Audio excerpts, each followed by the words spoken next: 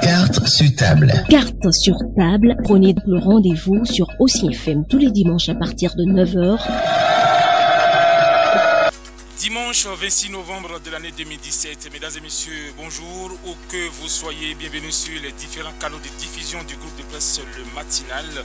Merci de nous rester fidèles. Voici le 46e numéro de votre émission sociopolitique Carte sur table.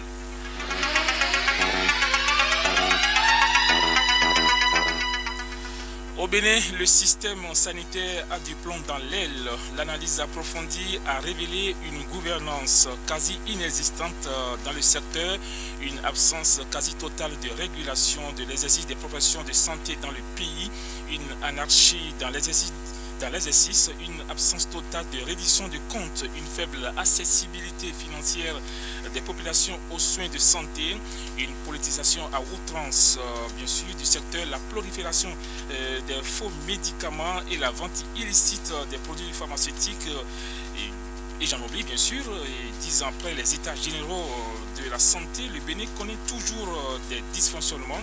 Et face à tous ces maux, le gouvernement du nouveau départ a décidé donc de prendre les taureaux par les cornes. Une commission technique chargée des réformes dans le secteur de la santé a été mise en place. Qu'est-ce que cette commission propose de nouveau aux Béninois? Les différentes réformes entreprises par les régimes précédents ont-elles échoué? Que faut-il faire justement pour que les citoyens se sentent mieux dans leur peau? Mais pour répondre à ces interrogations, nous avons invité M. Théophile Agofou. Il est administrateur, gestionnaire des entreprises et autres organisations, gestionnaire de projets. M. Théophile Agofou, bonjour. Bonjour, monsieur le journaliste. Je reviens à vous tout à l'heure. À partir de 10h05, vous aurez la possibilité d'intervenir dans cette émission en composant les numéros 65 0024 24, le 61 53 90 53. Merci à tous les auditeurs du Nord qui nous reçoivent grâce à Urban FM de Parakou, à tous ceux qui nous regardent grâce à Océan Télévision Web et à tous ceux qui nous suivent depuis les 4 coins du monde grâce à l'application Océan FM en 48.6 téléchargée sur Play Store. Merci donc de votre fidélité renouvelée et bienvenue à vous tous. Voilà, le décor est ainsi planté. Monsieur Théophile Agofou, alors bonjour, comment allez-vous? Je vais très bien. Je profite de l'occasion en même temps pour saluer vos auditeurs pour cette émission. Je vais très bien. Merci. Alors, monsieur Théophile Agofou, vous êtes titulaire d'une maîtrise en droit des affaires et carrière judiciaire et d'un diplôme d'études supérieures spécialisé en administration et gestion des entreprises et autres organisations. 90% de vos 15 ans d'expérience dans la gestion des projets et de développement sont consacrés donc à la santé en qualité d'administrateur, gestionnaire de projets et de consultant. Alors, première question, monsieur Agofou, quel est l'état des lieux aujourd'hui du secteur de la santé au Bénin? Merci.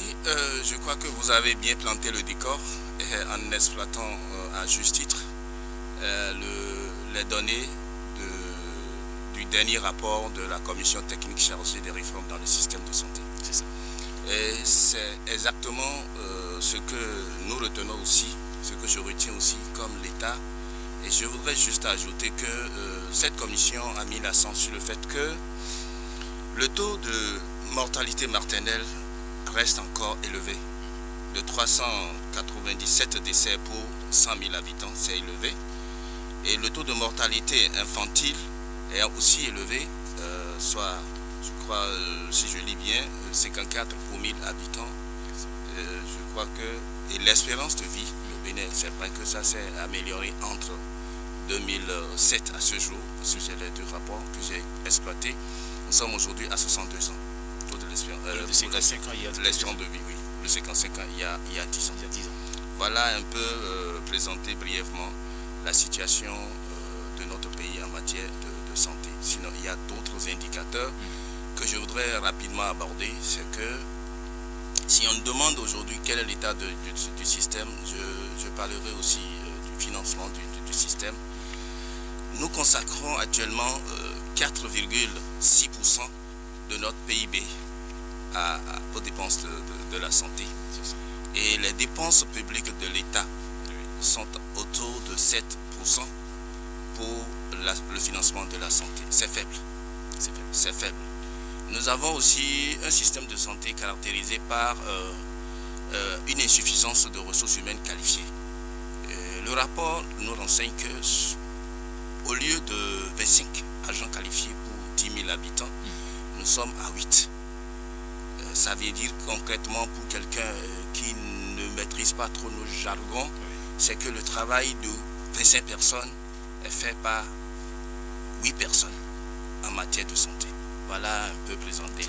Voilà. Alors justement, cette émission, monsieur Théophile Apofon, se déroule 10 ans, jour pour jour, après la tenue des États généraux de la santé au Bénin. 600 délégués, vous le savez mieux que moi, avaient pris part donc à ces assises de 2007 et 40 recommandations ont été faites. 10 ans après, le système de santé du Bénin connaît toujours des dysfonctionnements. Qu'est-ce qui est réellement passé pour 10 ans de gâchis, c'est ça?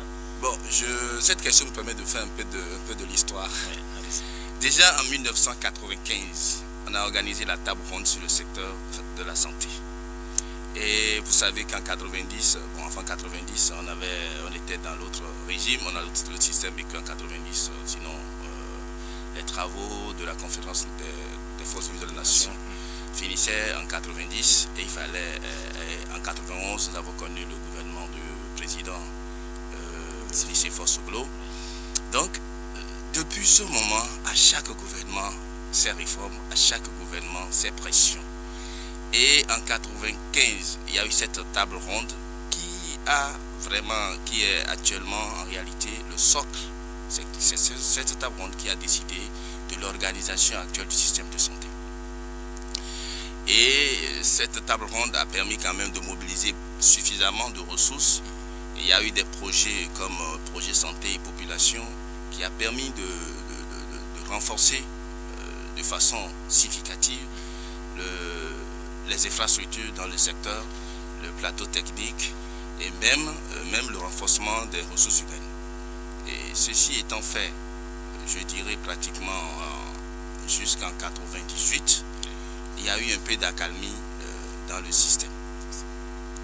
Mais ce n'était pas sans des grèves parce que le nombre de personnes qu'il faut, l'effectif qu'il faut pour vraiment faire le travail n'était pas toujours au rendez-vous. Donc il y a toujours un problème de ressources dans le secteur. Et les acteurs du système ont évolué jusqu'en 2006 où le président Boni Yahi prenait le pouvoir. Et coïncidence pour coïncidence, il était venu aussi dans une atmosphère de grève et le système était presque paralysé. La solution qu'ils ont trouvée en ce moment, c'était les États généraux. Et curieusement, comme vous l'avez dit, nous sommes à 10 ans, parce que c'était, normalement, ça fait le 24, le vendredi, qu'il y a eu la clôture. Nous nous retrouvons aujourd'hui le 26. Ça fait un an, sinon, on ne fête pas l'anniversaire un jour de travail. Donc, nous sommes à l'anniversaire des États généraux aujourd'hui. Et curieusement, nous avons, quand vous lisez les 49 recommandations, si vous permettez, je vais revenir sur un certain nombre. Puisqu'il faut des chiffres précis. Si vous lisez les recommandations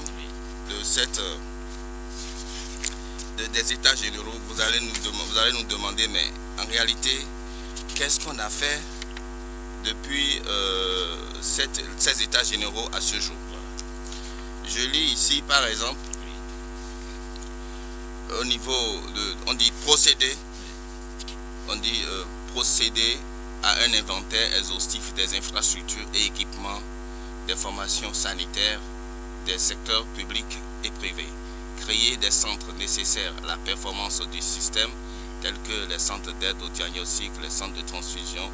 Bref, je ne vais pas vous lire tout ça là, mais on reconnaît quand même que les États généraux déjà en 2007 ont préconisé la création d'un haut conseil de la santé. Aujourd'hui, on parle aujourd'hui de l'autorité de régulation de la santé. Mais ce qui est là, c'est que depuis 10 ans, on n'a pas créé cette autorité, cette haute autorité, cette conseil de la santé. Ça n'a pas été créé. Haute autorité de la santé, je me rappelle exactement le thème. Bref, on a fait un certain nombre de recommandations. On a même prévu mettre en place un comité pour suivre ces recommandations. On a même prévu la rédaction d'un document de suivi et évaluation de la mise en œuvre de ces recommandations. Ce sur quoi je vais attirer l'attention surtout des auditeurs, c'est qu'il y a 600 personnes. 600 personnes provenant de tous les horizons du système de santé. Et cette assise de 2007 a été ouverte par le chef de l'État lui-même, qui dans son discours d'ouverture, le chef de l'État disait, je cite, « La santé comme l'éducation est au cœur des préoccupations premières de mon gouvernement. Raison pour laquelle ces assises de 3 jours revêtent à mes yeux un creuset important pour la revue en détail des problèmes qui minent le secteur. J'appelle et je suis confiant que les états généraux du secteur sauront aboutir à un changement profond pour donner l'espoir d'un avenir meilleur en matière de santé. » Fin de citation. Changement profond, ce n'est rien d'autre que la réforme. Où en sommes-nous aujourd'hui, 10 ans après? Où en sommes-nous aujourd'hui? Donc, 10 ans, les problèmes sont restés tels, on dirait. Les problèmes n'ont pas évolué. Les recommandations n'ont pas été complètement mises en œuvre. Et nous en sommes aujourd'hui maintenant à nous retrouver en face d'une nouvelle réforme. Tout à fait, puisque c'est vrai, vous l'avez si bien dit, pour faire face donc aux maux qui gangrènent justement le système sanitaire rébellion, le gouvernement donne un nouveau départ, vous l'avez si bien dit, donc a décidé donc de créer une commission technique chargée donc des réformes dans le secteur, et il y a réforme institutionnelle, réforme de fonctionnement, réforme organisationnelle.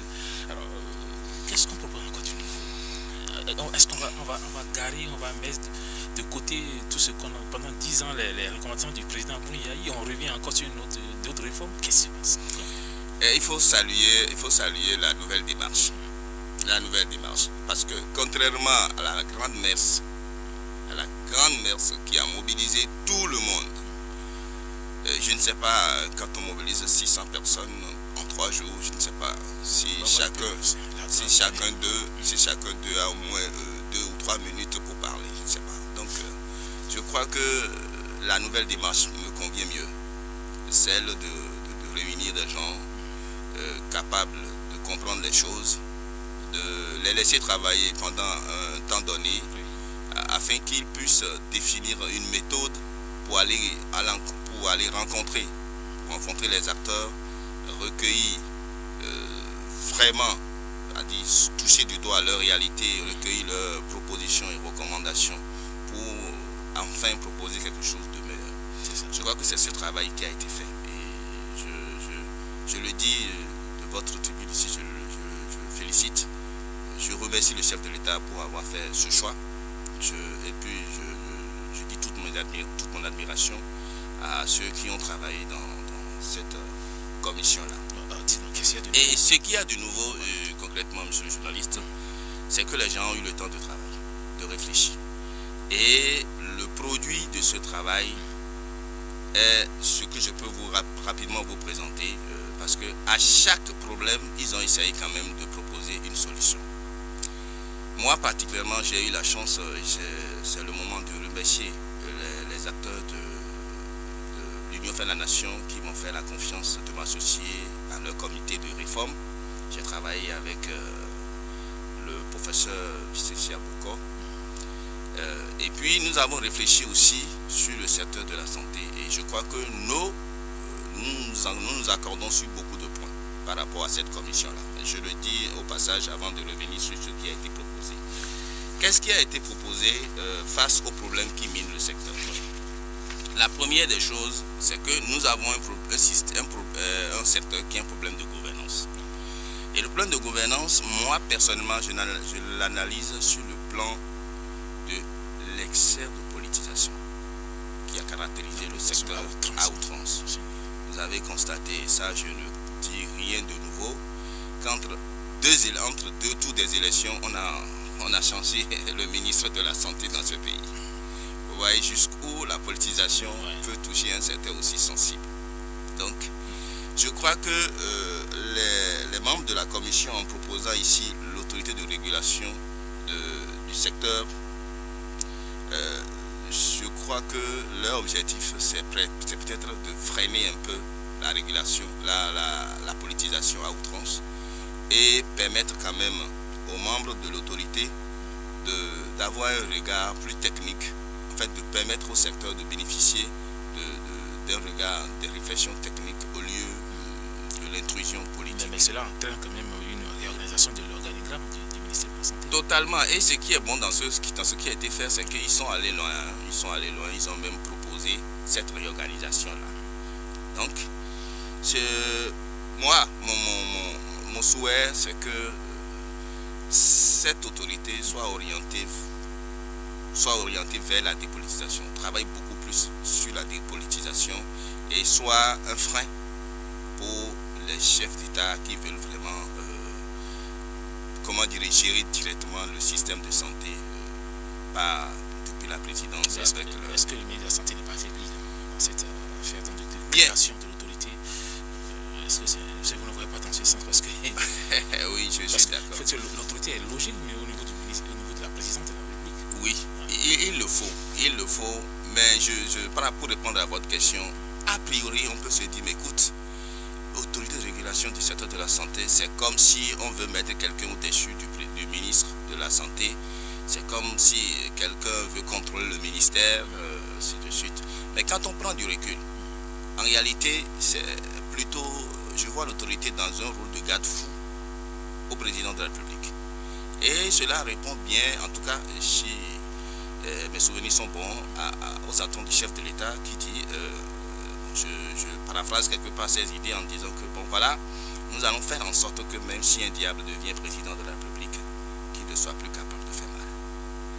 Et si cette autorité doit être inscrite dans ce rôle-là, je préfère qu'on le mette en place. Et c'est en cela que je vais loin en disant que cette autorité ne soit pas seulement mise en place par un décret, mais que ce soit une loi qui institue cette autorité et qui lui donne plein pouvoir pour agir.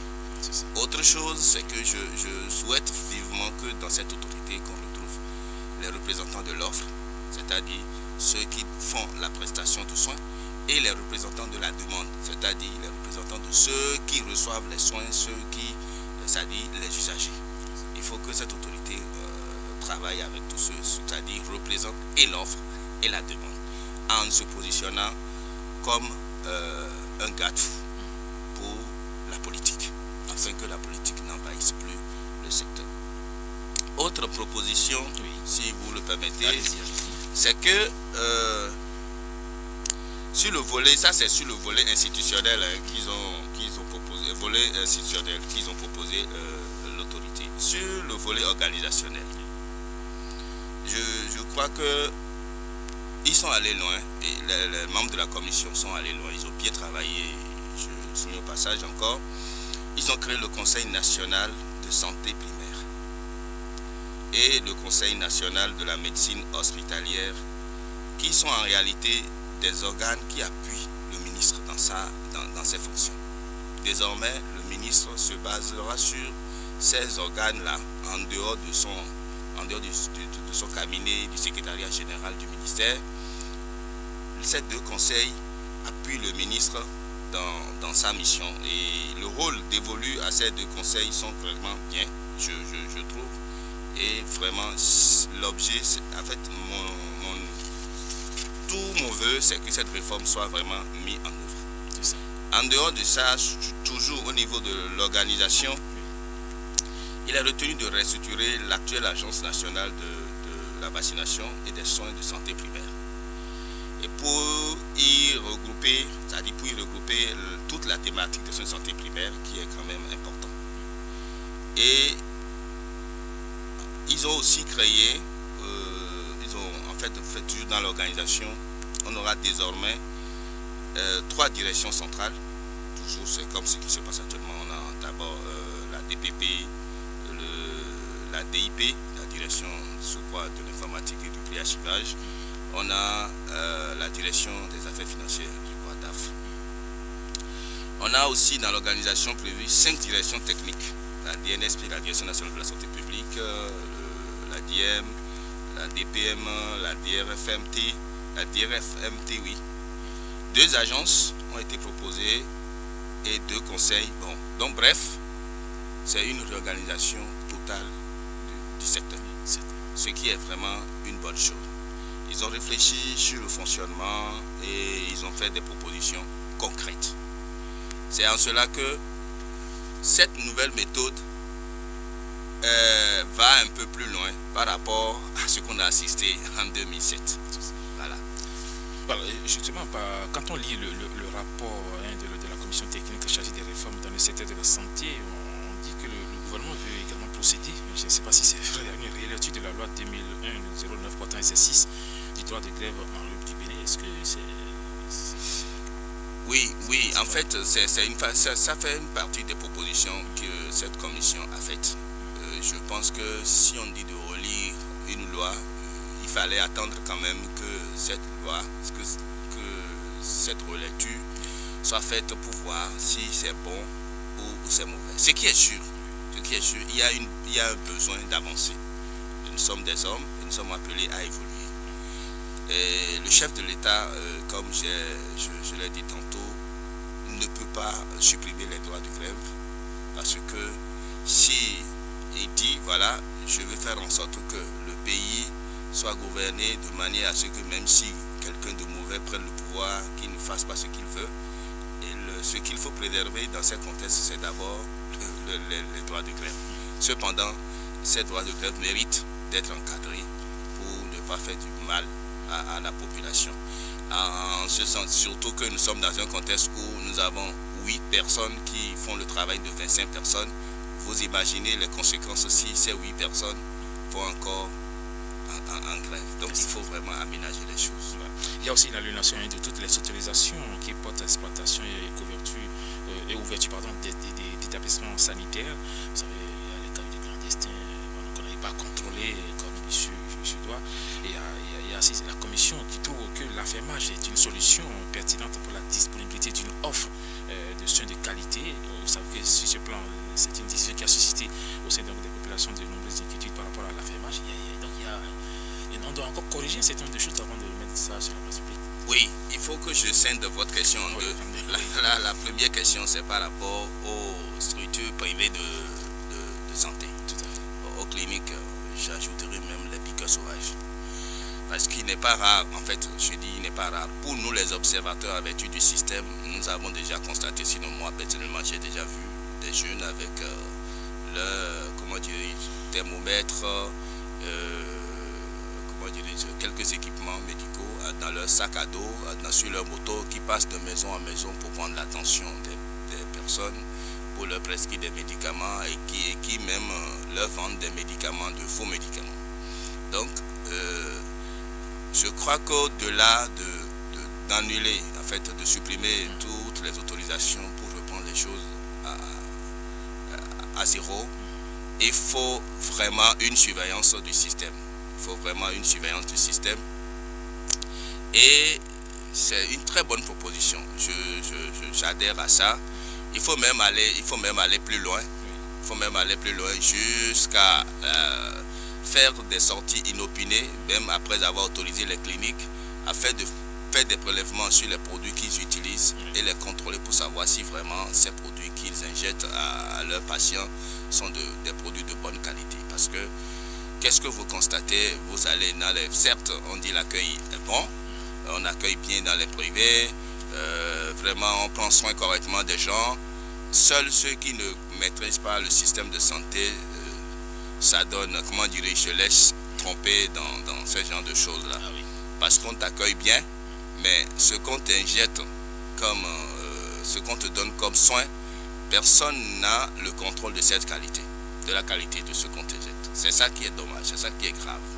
Même dans les cliniques les plus insoupçonnables des grandes villes, il y a de ces pratiques-là parce que les gens vont dans les marchés acheter des médicaments pour les exposer dans leur clinique. Ah oui.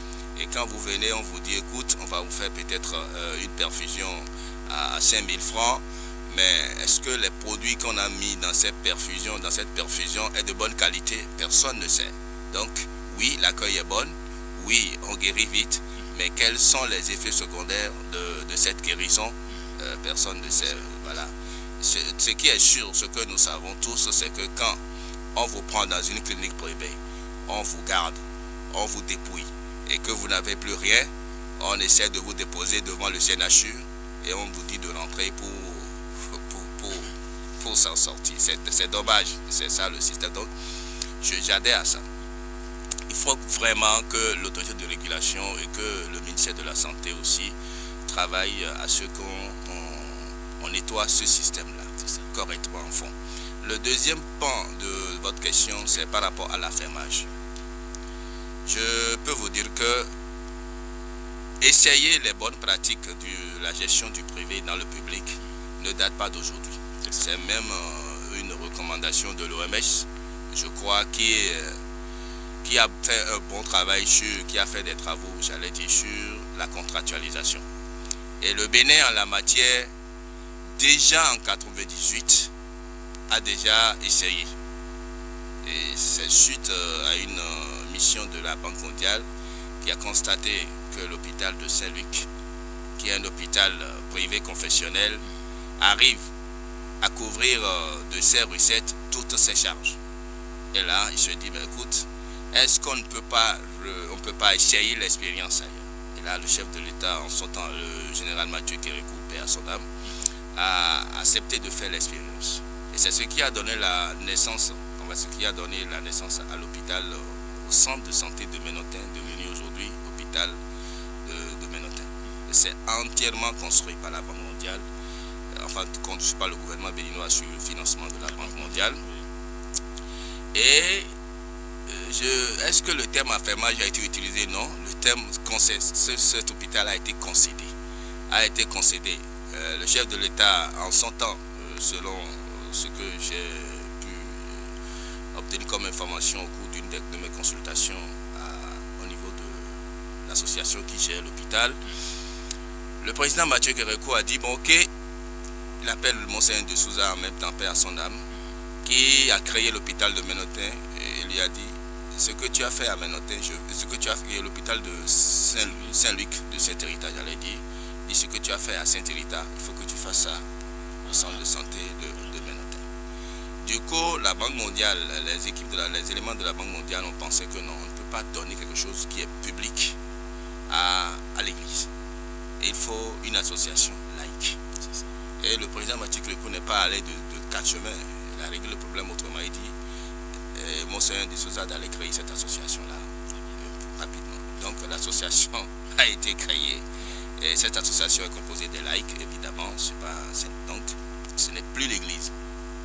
Du coup, toujours dans le souci de bénéficier de l'expertise, le président de la République a insisté pour que Monseigneur soit le président de l'association.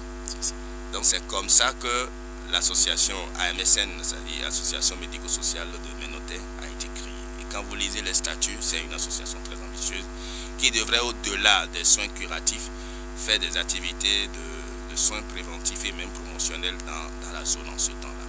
Donc, depuis 1998 ou 1999, le centre est géré par l'association et c'est comme un champ d'affermage, mais jusqu'à aujourd'hui, ce centre continue et se développe.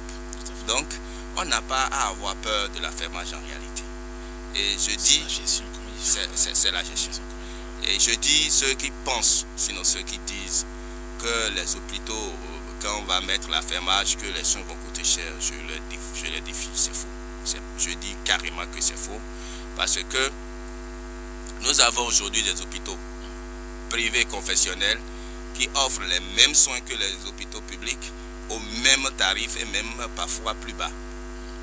Voilà, donc tout est question de gestion et tout est question de tout ce que l'État va mettre en place comme encadrement pour que l'affermage se fasse. Voilà, vous prenez donc à contre-pied l'ancien ministre Valentin Djerontin qui est un spécialiste en gestion donc, des hôpitaux qui dit que cette option, l'affermage bien sûr comporte d'énormes risques et pourrait s'avérer une calamité. Je ne sais pas si c'est un opposant qui parle, mais par rapport à... Non, là j'avoue honnêtement parlant que c'est un opposant qui parle, parce que le ministre Djerontin, avec tout le respect que je lui dois, a travaillé d'abord à l'hôpital Saint-Luc.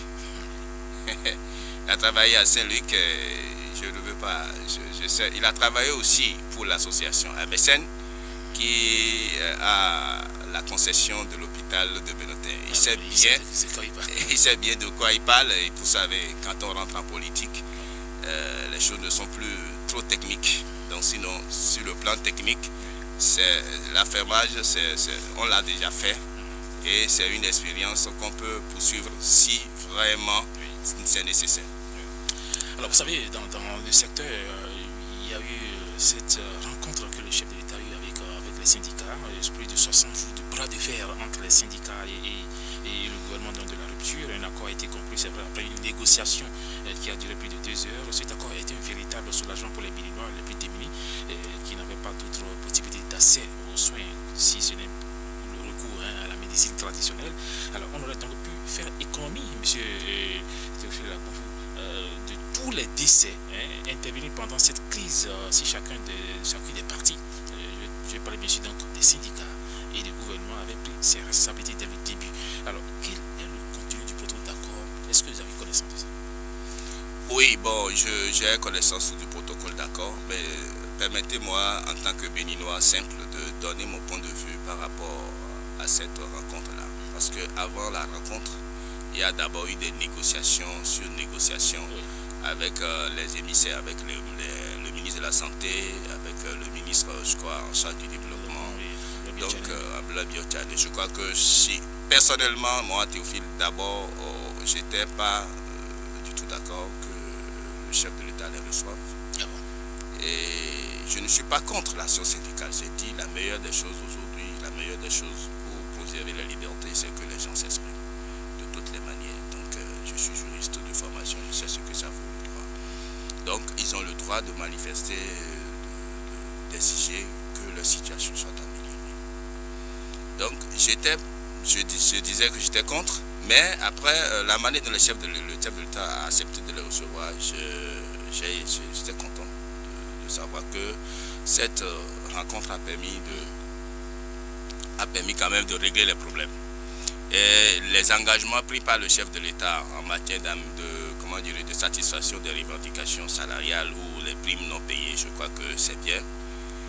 Et l'autre chose, quand j'ai suivi de loin évidemment, j'ai suivi cette rencontre-là à la télévision, j'ai plutôt eu, vous m'excusez beaucoup, j'ai plutôt eu l'impression d'assister à un querelle de ménage basé sur l'insuffisance de ressources.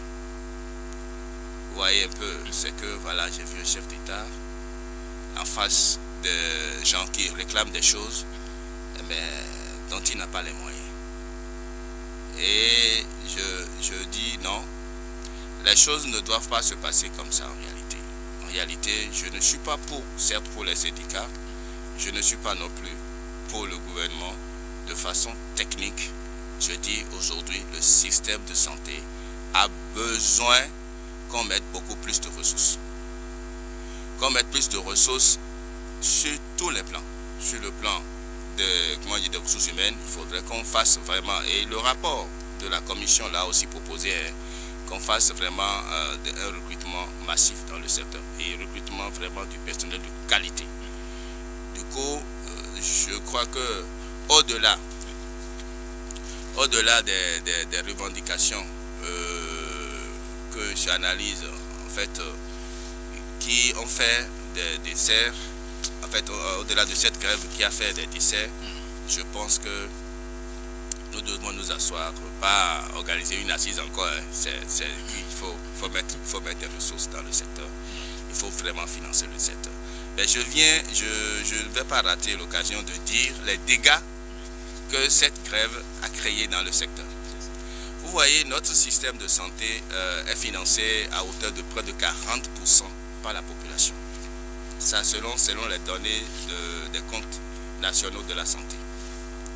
Et quand on est dans ce schéma et que les gens cessent de travailler pendant 2 mois, ça veut dire que les malades, l'argent que les malades donnent pour contribuer aux soins de santé, ils n'ont plus l'occasion de donner ça.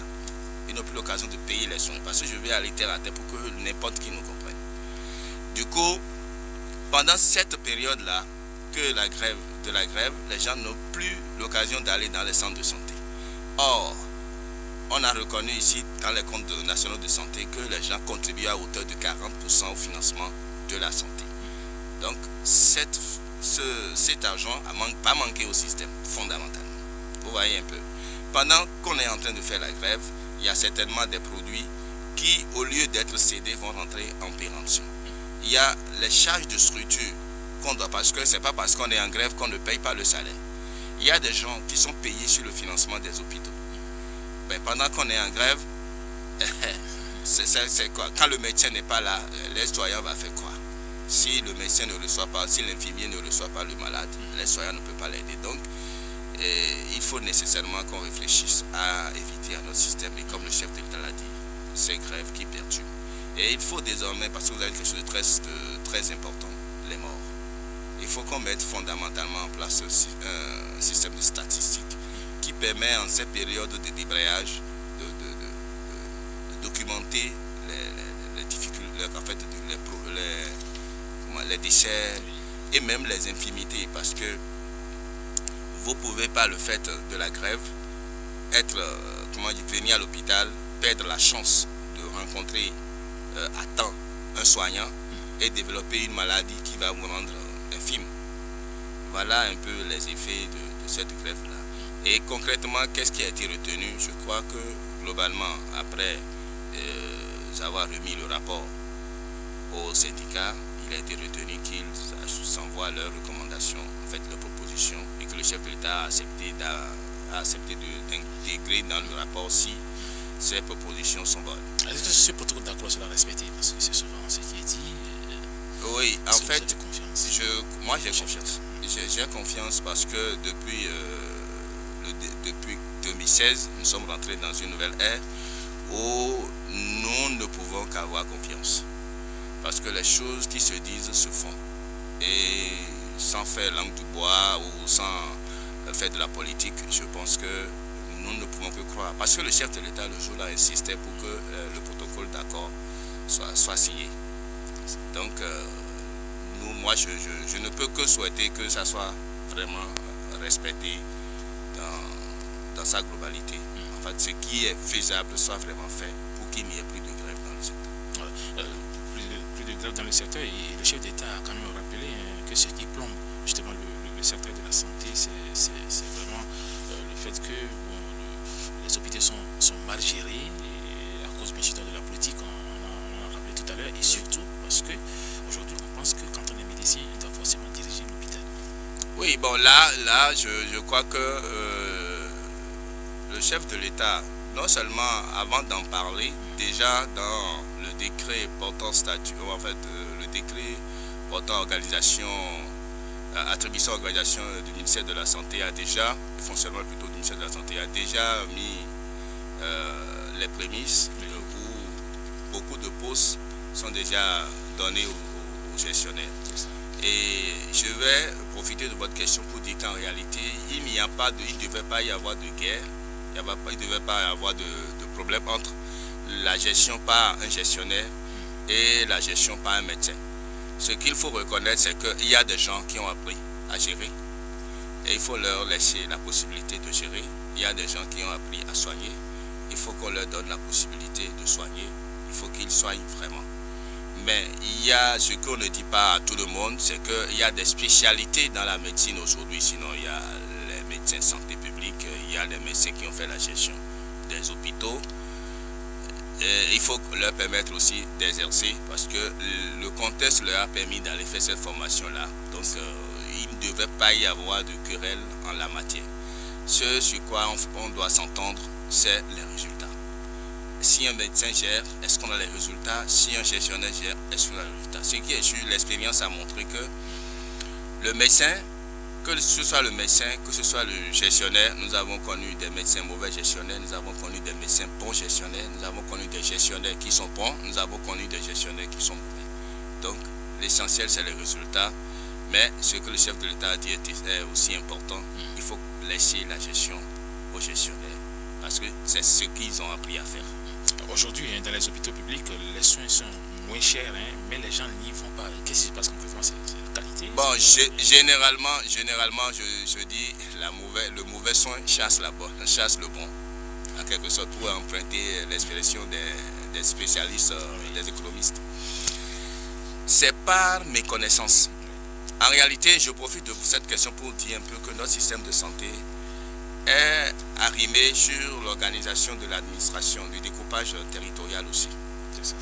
Donc, nous avons au niveau national le CNHU avec les hôpitaux au niveau national, bien sûr. Nous avons au niveau départemental, nous avons les CHD, c'est-à-dire les centres hospitaliers départementaux. Nous avons au niveau de la périphérie, qui est le niveau le plus bas de la pyramide sanitaire, nous avons les hôpitaux de zone et les centres de santé d'arrondissement. Donc, le Bénin est couvert partout de centres de santé. Mais l'idée que nous avons reçue, c'est qu'au niveau des centres de santé publics, on soigne mal. Au niveau des centres de santé, on accueille mal. Et c'est ça qui, en réalité, nous renvoie dans les cliniques. Mais qu'est-ce qui se passe? C'est un piège. Parce que c'est celui que vous dites qui vous a mal reçu au niveau du centre de santé public. C'est généralement lui-même qui vous reçoit encore dans son cabinet, dans un cabinet privé. La différence ici, c'est que il y a moins de personnes et vous êtes vite reçu. Mais qu'est-ce qu'on vous donne comme soin? Vous ne savez pas, je l'ai dit tantôt. Il faudrait que les structures des médias et autres nous aident à jeter notre regard sur notre système de santé. Il faut que la population s'approprie, parce que toutes ces réformes ne sera une réussite que lorsque les gens vont vraiment retourner dans les centres de santé publics. Et puis, autre chose, les gens ne vont pas dans les centres de santé publics parce que aussi nos autorités n'y vont pas. J'ai, avant de venir à cette émission, fait quelques discussions avec des amis, on a fait du sondage, un peu de trucs là. Nos maires, c'est-à-dire les élus locaux, quand quelqu'un devient maire, vous allez voir, même depuis, comment dirais-je, quand quelqu'un devient maire ou quand quelqu'un atteint un niveau dans la société, il n'aime plus aller dans le centre de santé public. C'est quand il a vraiment un gros problème et qu'il doit faire une évacuation, qu'il transite par le CNHU avant d'y aller. C'est mauvais.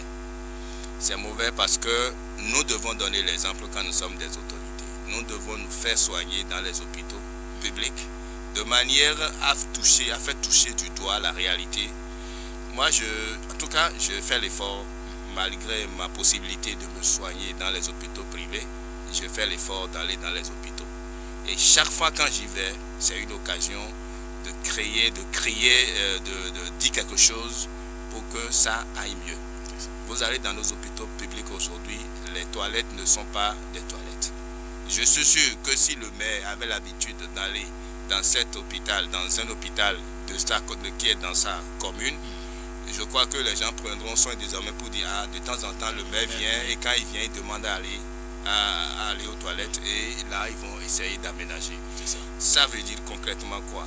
Nous avons laissé nos hôpitaux publics croyants, nous avons laissé nos hôpitaux publics aux pauvres, alors que nous les autorités, en fait je dis nous, je ne suis pas autorité, alors que c'est les autorités même qui devraient normalement donner l'exemple en allant dans les hôpitaux publics se soigner. Voilà un peu ce qui se passe. Sinon, la fréquentation des hôpitaux est faible. Mais quand la fréquentation est faible, c'est que les gens couvrent des maladies et les gens vont se soigner dans des lieux où ils ne devraient pas y aller.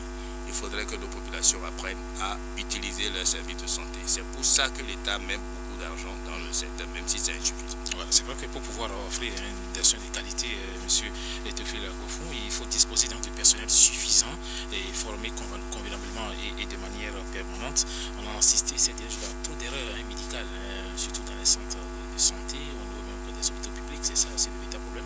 Alors pourquoi? C'est quoi? On n'a plus de personnel, parce que quand il y a certains dans certains hôpitaux, il n'y a même pas un chirurgien. Quand vous allez peut-être à Lokossa, il n'y a pas un chirurgien à Lokossa. C'est dramatique, c'est ce qui se passe. Et ça fait que les populations se plaignent, se disent, mais attends, nous avons besoin de soins, mais malheureusement l'État ne met pas à notre disposition le personnel adéquat. Comment peut-on comprendre que Lokossa, qui est le chef du département du monde, qui n'est pas un seul chirurgien? D'abord, je ne dirais pas précisément chirurgien. Ce qui est constaté, c'est que en tout cas, jusqu'à la semaine dernière, on sait qu'il n'y a pas de gynécologue. À la maternité de Lokossa. Et c'est ça le vrai problème, les agents qualifiés au service de la population. Et Donc, par rapport au problème des erreurs, il n'y a que ceux qui ne font rien, qui ne font pas d'erreur. Mais quand les erreurs deviennent la règle, ce n'est pas bon. Mais j'avoue que vous mettez plus, évidemment, excusez-moi beaucoup, la presse, vous mettez plus le doigt sur ce qui ne va pas. Et c'est ça qui n'est pas bon. Il faut plutôt dire dans le secteur ce qui marche. Je voudrais solliciter de votre radio ici que vous fassiez des émissions sur ce qui marche. Aussi au niveau de nos hôpitaux publics. Parce que si vous mettez l'accent sur ce qui ne va pas, les gens ont tendance à croire que c'est aussi mauvais. Non, il y a des gens qui sont mourants, complètement mourants, qui ont fini par retrouver la vie au CNHU. Et c'est même la règle. Le CNHU, tout le monde le dit, c'est un mouroir. Le CNHU n'est pas un mouroir. Moi, je le dis, si des gens peuvent me croire. La plupart de ceux-là qui fréquentent le CNHU, nous avons nos familles, on connaît des gens qui sont allés là-bas, qui sont plus revenus.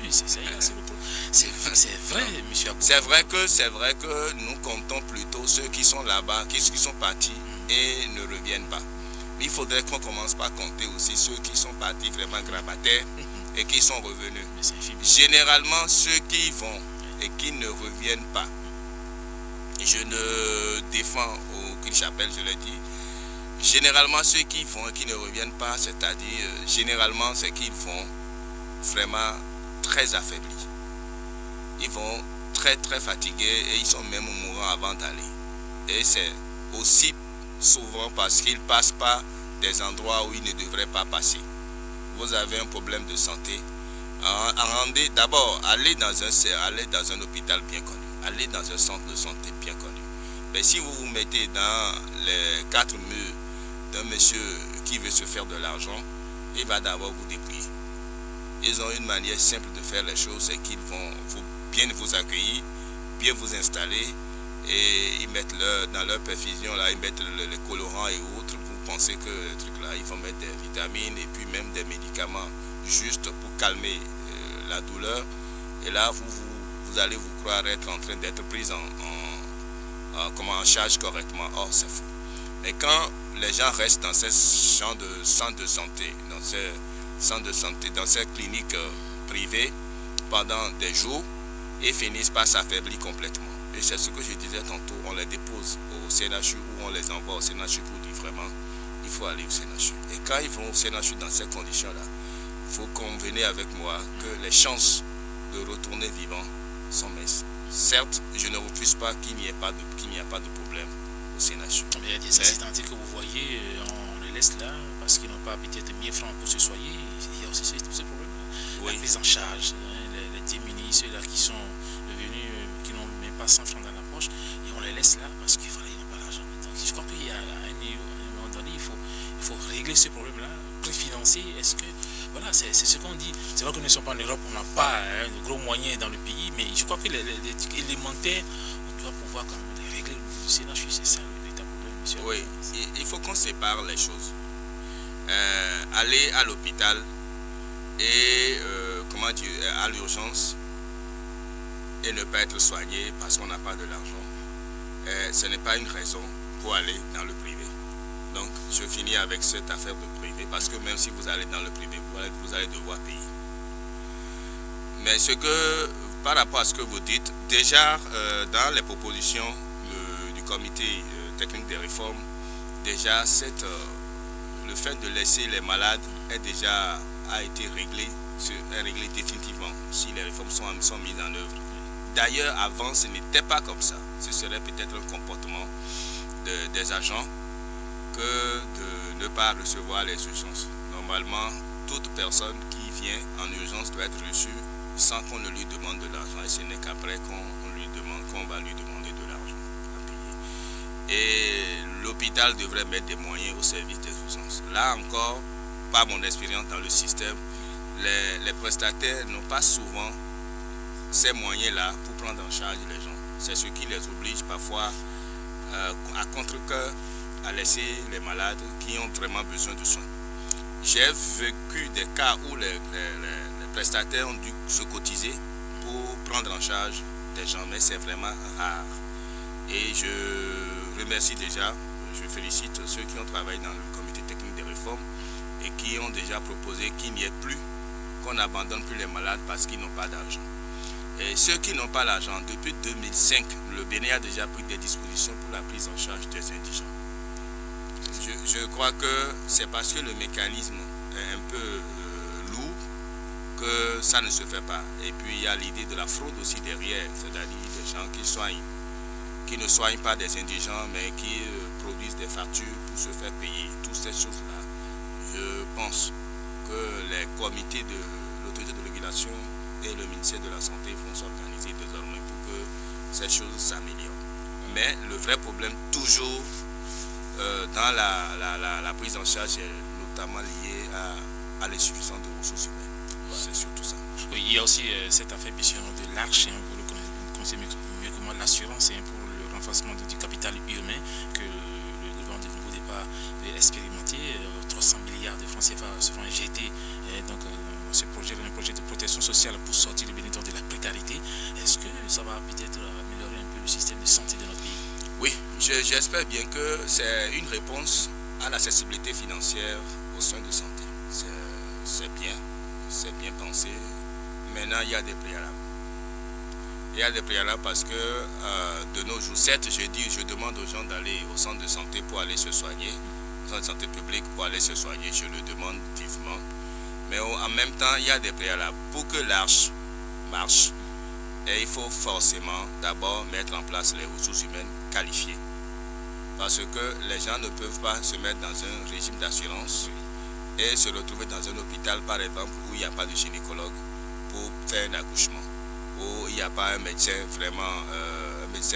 pour pouvoir faire une consultation. Vous rentrez dans un centre de santé public aujourd'hui, le médecin est absent, parfois l'infirmier est absent, et c'est l'aide-soignante qui vous reçoit. Et ça, je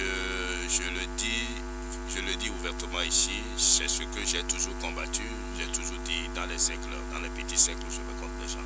Il faut qu'on arrive à régler le problème des ressources humaines d'abord. Régler le problème des ressources humaines, c'est faire en sorte que celui qui est enregistré au niveau de l'Arche, de l'assurance pour le renforcement du capital humain, que celui-là, en allant dans un centre de santé, n'ait pas de problème à obtenir ses soins. En même temps, il faut faire en sorte que les centres de santé aient suffisamment de médicaments. Suffisamment de médicaments, ça veut dire quoi? Si vous allez dans le centre de santé et qu'on est obligé de vous prescrire des médicaments que vous n'avez pas et que vous devez prendre un SIM pour aller acheter, c'est des dépenses qu'on vous crée. Autre chose, nous devons équiper suffisamment nos centres de santé. Équiper nos centres de santé, c'est de faire en sorte que si vous devez attendre un type de soin au niveau d'un centre de santé, d'un hôpital, il ne faudrait pas qu'arriver au niveau de l'hôpital que vous n'ayez pas ces soins-là et que vous soyez obligé de parcourir la ville. Je déplore quelque chose, c'est ça, c'est par exemple que tu descends au CNHU aujourd'hui pour faire un examen qu'on t'envoie dans un cabinet privé pour aller faire un examen alors que tu es déjà venu au CNHU. Je crois que ce serait le haut lieu où normalement on devrait avoir tout. L'État ne peut pas ne pas avoir quelque chose qu'un privé a dans un pays. C'est pas bien, c'est pas possible. Vous avez des examens qu'on vous prescrit et vous êtes obligé de sortir du CNHU pour aller les faire dehors. Il faudrait qu'on règle ce problème. S'il le faut, en attendant de généraliser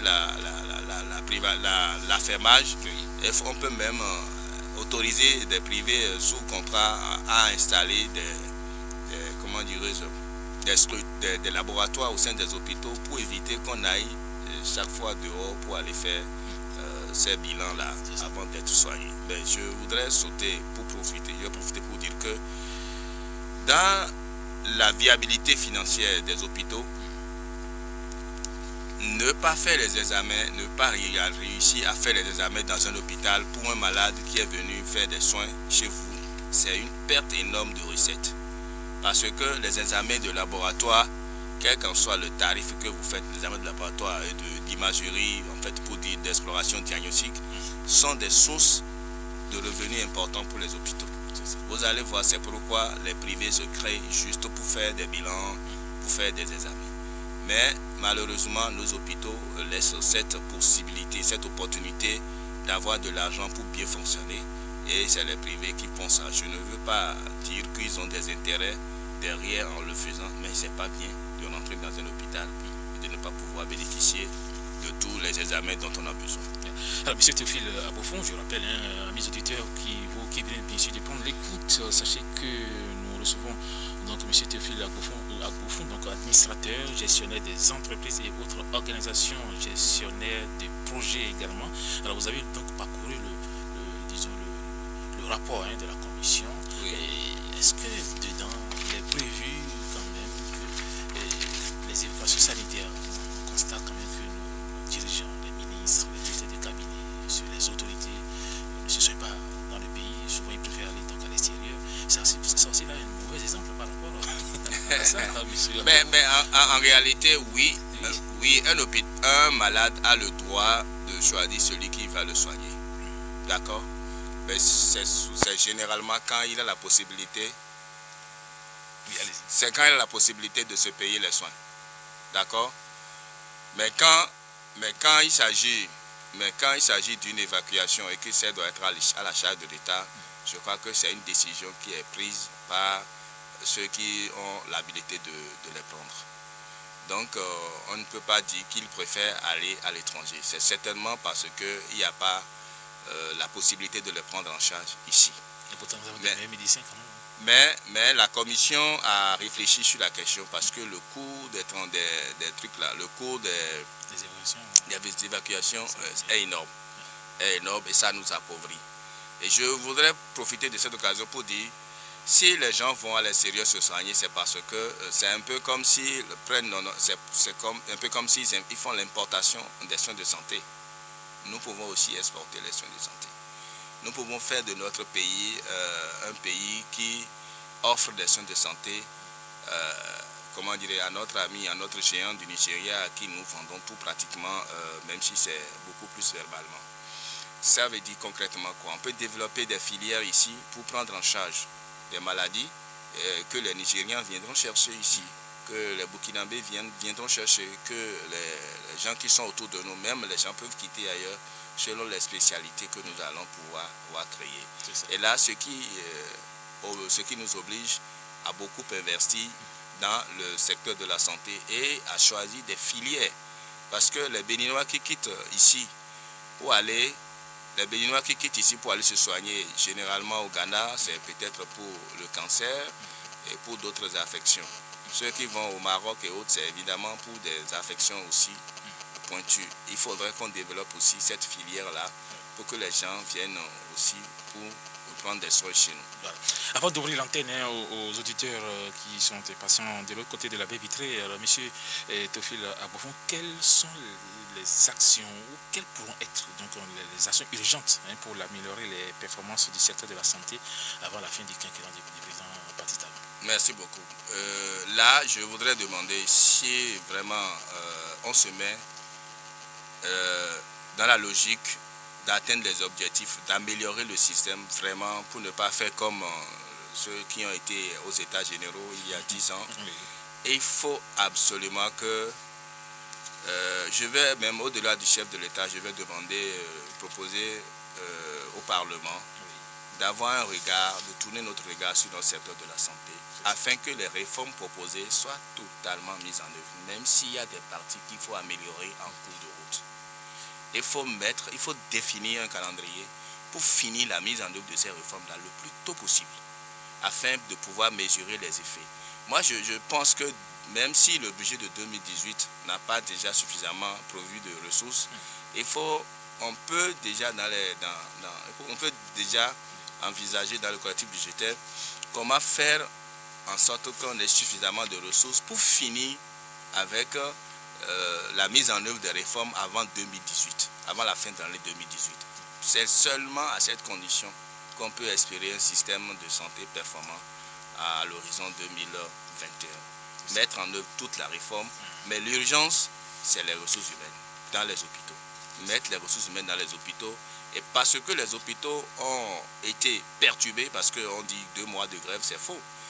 Les grèves ont commencé depuis pratiquement, même après la calmie de quelques mois en 2016, ils ont commencé déjà a fait la grève.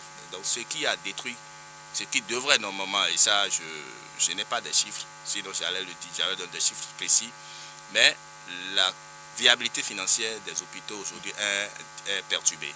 Et il faut qu'on fasse l'effort, il faut que l'État fasse l'effort de rembourser les hôpitaux par rapport au système de gratuité qui ont été gérés, notamment la gratuité de prise en charge du paludisme chez les enfants de 0 à 5 ans, les fonds des indigents, tout ce que l'État doit, il faudrait que l'État aide les hôpitaux à recouvrer ces fonds.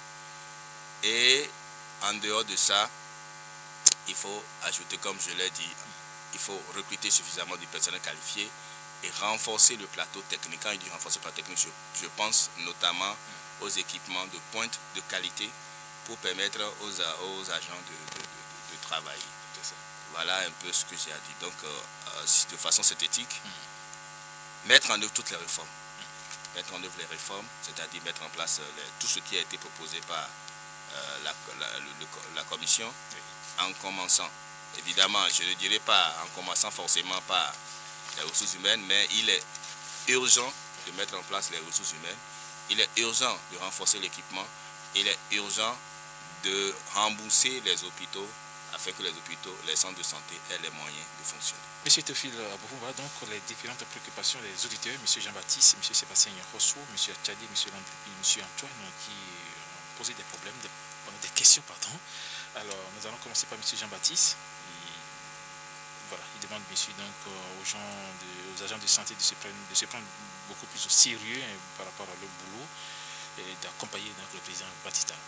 Oui, moi un petit commentaire par rapport à ça. Je crois que quand on voit la révolution que propose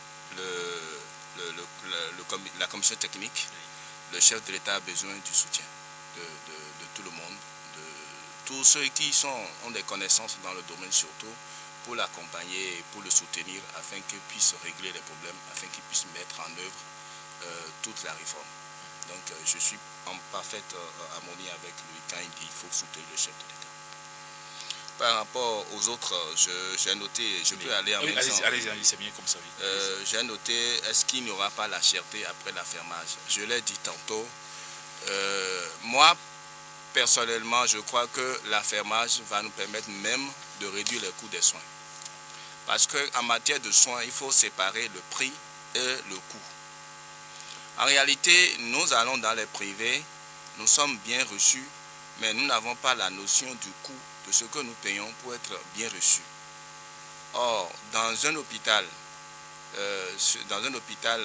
mis en affermage, avec tous les contrats qu'il faut, avec toute la convention et tout l'encadrement que l'État va mettre en place, on aura, c'est vrai, le prix sera élevé, peut-être perçu comme élevé, mais ne sera pas élevé en réalité.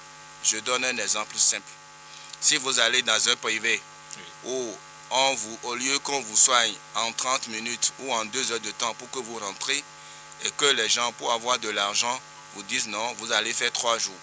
Et que vous faites les 3 jours, et que vous payez peut-être, vous dépensez peut-être 20 000, alors que quelque part vous allez peut-être faire juste 2 heures de temps, vous allez payer 10 000. C'est à vous de voir ce que vous avez perdu en termes de temps et ce que vous perdrez aussi en termes de qualité de soins.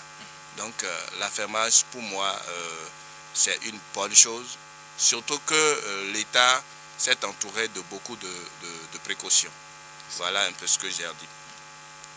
En ce qui concerne notre ami Tchadi, excusez-moi beaucoup, je voudrais lui dire que ce que le président Mathieu Kérékoua paie à son âme à faire, le président Patrice Talon peut encore faire mieux. Et il faudrait que nous ayons confiance en nos autorités. Le grand problème du Bénin, c'est que nous n'avons pas confiance aussi en nos autorités, nous n'avons pas confiance autour de nous. Nous n'avons même pas confiance aux membres de nos familles. Il faudrait qu'on commence par développer la confiance. Je ne veux pas aller sur le terrain politique pour répondre au chef de l'État, à un ami ou n'a pas un ami. Ça, ce n'est pas l'essentiel. Mais ce que je voudrais dire, c'est que je profite de sa question pour dire que le chef de l'État a déjà mis en place toute une équipe qui a déjà réfléchi sur l'affermage. Nous savons déjà que pour bénéficier, pour gérer les hôpitaux, pour prendre les hôpitaux en affermage, il faut avoir un certain nombre de, il faut remplir des critères. Et ces critères, je n'ai pas vu, il faut être ami du chef de l'État dans ces critères-là. Donc soyons objectifs, surtout quand on parle des questions aussi sérieuses. En ce qui concerne M. Lacha, Landry, je le remercie parce qu'il a souligné surtout le retard et l'absentéisme des agents de santé. Oui, nous avons seulement connaissance des agents de santé, parce que c'est de ça que nous parlons, sinon l'absentéisme et le retard se trouvent dans tous les autres secteurs. Maintenant, il faudrait, et ça je crois, pour les informations que j'ai, les autorités actuelles du ministère de la Santé mettent beaucoup de sérieux dans ce suivi-là.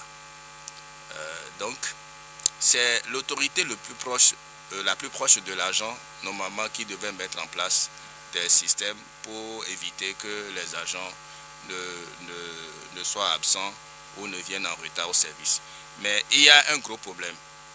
Le gros problème, c'est surtout la gestion des hospitalo universitaires. Ceux qui sont du ministère de l'Enseignement supérieur, mais qui travaillent au niveau du ministère de la Santé. C'est difficile, surtout quand le gestionnaire de la structure dans laquelle ils travaillent se trouve être leur ancien élève. Donc, ils font un peu comme cela leur vient à la tête, excusez-moi le terme. Et déjà, quand nous faisons des émissions pareilles et qu'ils sont à l'écoute, ils doivent savoir se corriger parce que la population les observe. Ils doivent savoir qu'ils sont redevables et qu'ils sont payés par l'État, ils doivent bien faire leur travail. Voilà, globalement, Monsieur Antoine, oui, je crois qu'il a abordé dans le même sens que ce que je dis. Je ne dirais pas donner les hôpitaux au privé. Et j'insiste parce que l'affermage intéresse les gens. L'affermage, en réalité, l'État ne donne pas l'hôpital totalement à un privé, mais l'État confie la gestion à un privé. À tout moment, l'État peut reprendre son hôpital si le privé n'a pas, si celui qui le concessionnaire n'a pas bien fait. Et ça me ramène à la question de celui qui a parlé de la confiance. En réalité, le chef de l'État aujourd'hui a fondé pour dire ok, j'appelle celui qui a géré Ménotin, je discute directement avec lui. Si l'équipe qui est là remplit les conditions, je négocie avec lui un contrat et je lui donne peut-être l'hôpital de Covey, où je donne l'hôpital de, comment dirais-je, l'autre hôpital, j'ai oublié, de Djidja, je donne peut-être à celui qui est en train de gérer l'hôpital, celui qui a créé l'hôpital de Kouroumé, qui est en train de gérer et qui a des résultats. Donc je pense qu'on peut aller aussi sur ce terrain. Mais le chef de l'État a préféré lancer, en fait, pas le chef de l'État, la direction chargée de la décentralisation a préféré lancer un appel, comme une consultation, un marché public, pour que les gens viennent déposer leur offre. Je ne sais pas à quelle étape ils sont actuellement. Toujours est-il qu'il serait bien que l'affermage démarre dans le premier trimestre de l'année 2018 pour que les Béninois voient la réalité au lieu de faire... Parce que quand ça va démarrer, 2-3 personnes seront soignées, que les prix seront accessibles, on ne va plus venir sur les radios pour dire que voilà, le prix est moins cher ou le prix est élevé. Merci, Monsieur Théophile Agboufon. Je reviens à vous tout à l'heure pour votre mot de la fin. Le temps pour moi donc d'accueillir ma conseillère Chrisbel Mocho qui nous a rejoint dans ce studio pour faire un peu le résumé, la synthèse donc, de tout ce que vous avez dit tout à l'heure. Chrisbel Mocho, bonjour. Bonjour. Voilà, vous êtes là justement pour la synthèse de cette émission. Théophile Agboufon a débuté ses propos en faisant l'état des lieux dans le secteur de la santé. Il parle du taux de mortalité infantile et de femmes enceintes qui reste toujours élevé. 4,6% du PIB pour financer le secteur, ce qu'il trouve faible, et a également mis l'accent sur l'insuffisance de ressources humaines qualifiées. Autant de mots qui minent ce secteur malgré les états généraux de 2007. 10 ans après, les problèmes sont restés les mêmes et les recommandations n'ont pas abouti. Et contrairement à la grande messe qu'a mobilisé 600 acteurs de la santé, il encourage la nouvelle démarche dirigée de main de maître par le gouvernement et son chef. Parlons de propositions, Le gestionnaire de projet préconise sur le plan institutionnel qu'il faut mettre un terme à l'excès de politisation. Sur le plan organisationnel, restructurer l'ancien organe de la vaccination, créer ensuite 3 directions centrales et 5 directions techniques. Au-delà d'annuler les piqueurs sauvages, c'est-à-dire les cliniques privées sans autorisation, l'invité suggère des sorties inopinées dans les cliniques autorisées, faire des prélèvements sur les produits proposés aux patients. Pour finir, il pense que la possibilité doit être donnée aussi bien aux gestionnaires qu'aux médecins de se hisser à la tête du ministère. Bon dimanche à tous. Merci beaucoup Christelle Mocho. On va vous retrouver donc dimanche prochain pour une autre synthèse d'émission. Voilà, monsieur Agbofon, c'est la fin donc de cette émission. Il est 10h27 dans nos studios, un peu partout dans le Bénin, monsieur, puisque nous sommes suivis de très près du côté donc, de Paraco grâce à Urban FM. Vous avez donc 1 minute pour votre mot de la fin. Merci beaucoup. Je vous remercie pour cette opportunité qui m'a été donnée et qui coïncide avec les 10 ans des États généraux et par rapport à ce qui est mis en place actuellement dans le système. Je voudrais relever dans la synthèse qui est faite ici que les propositions que j'ai rappelées sont celles issues du rapport de la Commission. J'ai trouvé que ces propositions sont bonnes et je souhaite que le gouvernement mobilise suffisamment de ressources et que le Parlement s'implique beaucoup plus désormais dans le financement de la santé afin que nous améliorons le financement du système. Et pour finir, je dirais le système est organisé de façon pyramidale et son financement est malheureusement dans une position d'entonnoir. On va travailler, il faut que qu'on travaille à renverser aussi cet entonnoir pour que nous ayons un financement aussi pyramidal, c'est-à-dire financer beaucoup plus la base ou allouer même des ressources beaucoup plus à la base pour que les populations à la base n'aient pas forcément besoin d'être trop malades pour se retrouver au sommet, là où tout le monde vienne, pour se soigner. Et sur ce, j'insiste sur le fait qu'il y a du bon qui se fait dans le public. Au CNHU, on n'y va pas seulement pour mourir. Le CNHU n'est pas un mouvoir. Merci. Voilà. Tout est bien qui finit bien. Mesdames et messieurs, c'est la fin de cette émission. Monsieur Théophile Agbofon, administrateur, gestionnaire des entreprises et autres organisations, gestionnaire du projet, était donc dans ce studio pour le 46e numéro de Cas sur Table. Monsieur Agbofon, merci d'avoir été là. Merci, c'est moi. On va vous retrouver dans les tout prochains jours, pourquoi pas, avant la fin de l'année, pour d'autres faits marquants de l'actualité surtout. Je suis à votre disposition, merci. Merci. Eh bien, pour vous qui avez pris donc cette émission au vol, la rediffusion est pour demain lundi à 15h sur Océan FM. Vous pouvez donc également la regarder en vidéo sur le site du coup de presse Le Matinal ou sur YouTube à partir de demain. Merci à tous ceux-là qui ont pu capter la radio à l'extérieur du pays grâce à l'application Océan FM en 42.6 téléchargée sur Play Store. Merci. Merci également donc à Semiati Yessoufou qui était donc à la caméra. Merci à Rock Boton qui était donc à la mise en onde. Sachez que la santé et la raison sont les vrais trésors de l'homme. C'est par ce proverbe bien sûr de 1792 grec bien sûr que nous mettons donc un terme à cette émission. Merci de nous avoir suivis. Rendez-vous dimanche prochain avec le même plaisir. Au revoir.